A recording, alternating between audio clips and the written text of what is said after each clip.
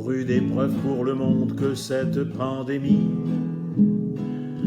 Des victimes et le choc sur les économies.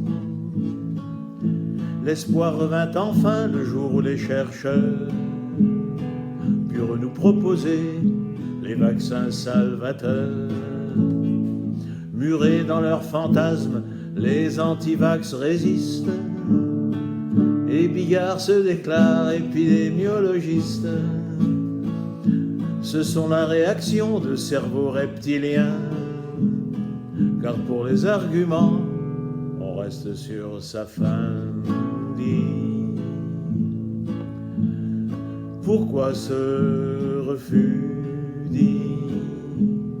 Au moins le sais-tu. Ma question t'embarrasse. Tu es dans une impasse. Tes propos sont confus. Toi-même les comprends-tu? Faute de mieux, certains évoquent la liberté, notion vague que l'on étend à volonté. Allons plus loin un jour, ce courant de pensée voudra que les feux rouges soient enfin supprimés.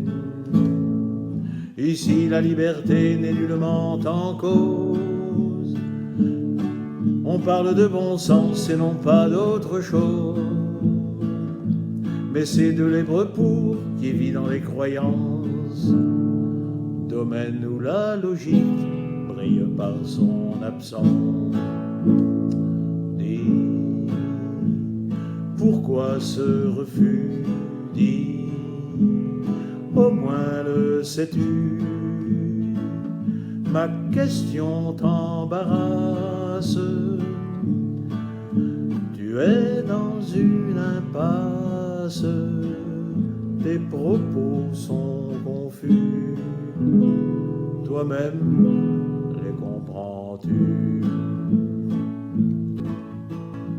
Il est des antivax frileux voire frossards qui, n'osant dire non, disent peut-être plus tard, ou prétexte que le vaccin est trop récent, alors qu'on l'utilise depuis plus de 10 ans. Qui plus est, sans dommage dans la dernière année, 2 milliards de patients ont été vaccinés. Est-ce assez de cobayes? En faut-il encore plus pour faire changer d'avis à ces esprits obtus? Dis, pourquoi ce refus? Dis, au moins le sais-tu. Ma question t'embarrasse. Tu es dans une impasse. Tes propos sont confus. Toi-même les comprends-tu? Parmi les vaccinés de France, le sait-on, aucun n'est à ce jour en réanimation. Bref, ce sont tes copains qui occupent les lits. Va donc leur demander s'ils ont changé d'avis. J'ai une autre question, c'est comment justifier que si demain tu dois être hospitalisé, par ta faute pour ton compte, d'autres devront payer. Dis-moi, qu'en penses-tu? Tu n'y as pas pensé. Dis, pourquoi ce refus? Dis, au moins le sais-tu. Ma question t'embarrasse. Tu es dans une impasse. Tes propos sont confus. Toi-même les comprends-tu? Être rebelle, pourquoi pas, lorsque la cause est belle.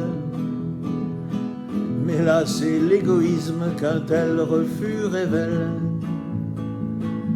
Faire sien les bobards qui sur le net circulent, c'est se croire important quand on est ridicule. Oublie donc ses croyances, ses slogans bétifiants, mais écoute Brassens qui parle de ton clan.